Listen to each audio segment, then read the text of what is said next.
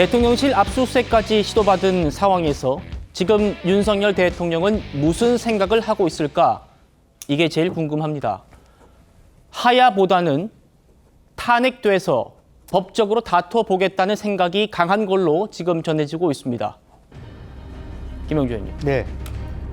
대통령이 임기와 거취를 당에 일임한다 이렇게 얘기하지 않았습니까? 당이 지금 내년 초 2월 또는 3월 하야를 검토하고 있는데 이걸 사실상 거부한 걸로 볼 수 있겠습니까? 어떻습니까? 그렇습니다. 그러니까 대통령께서 말씀하신 지 며칠이 되지 않아서 다시 번복을 해서 당이 여러 가지 어떤 질서 있는 퇴진을 고민하고 논의하는 중에 다시 다른 지시를 내렸다. 그렇게 봐야 될 것 같고요.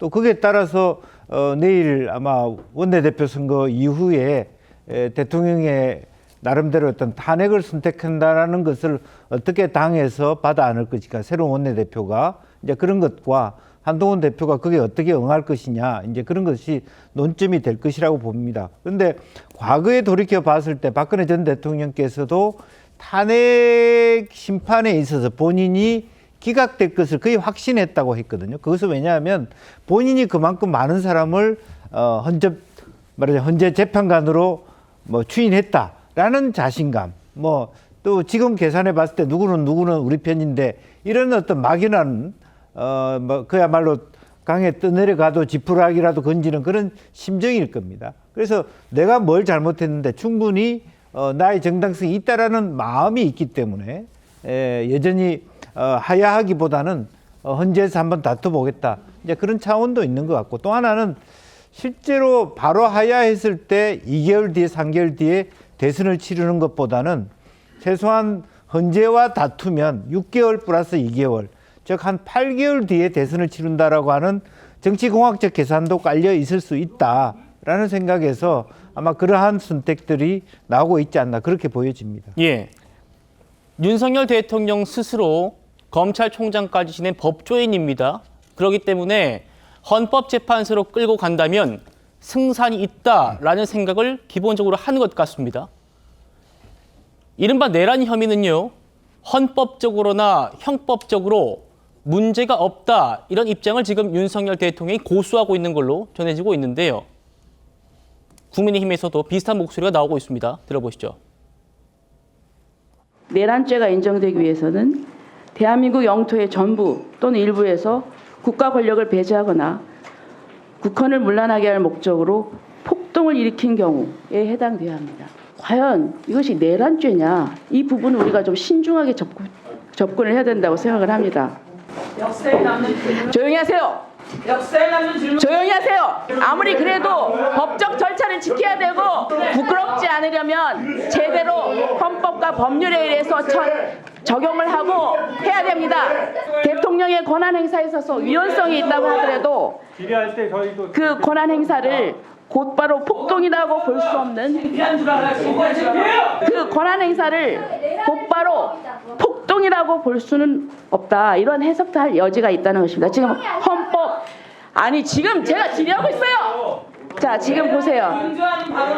저는 동조하지 않습니다. 단 이것이 내란죄냐 아니냐 그걸 해석의 여지가 있다는 것입니다. 헌법학자들도 이 부분에 대해서 설이 갈립니다.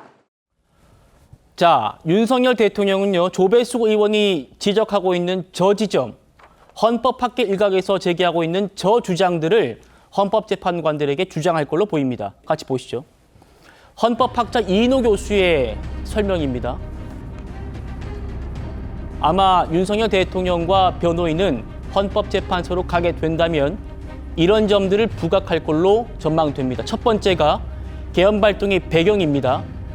거대 야당의 입법권 폭주로 대통령이 큰 위기를 감지하고 자신의 헌법상 권한을 행사한 것이다. 그러니까 거대 야당의 입법권도 국회의 권한이지만 이거를 폭주한 것이기 때문에 정상적인 권한 행사로 볼 수 없다. 거기에 대한 대통령의 헌법상 권한 행사였다라는 겁니다. 그리고 두 번째, 물론 개헌 발동의 헌법적 요건은 맞지 않다는 게 헌법 전문가들의 다수설이죠.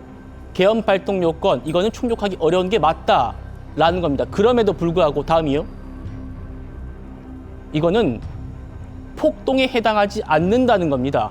조배숙 의원도 얘기했지만 내란죄는 국헌을 문란케 할 목적 그리고 행위는 폭동이어야 한다.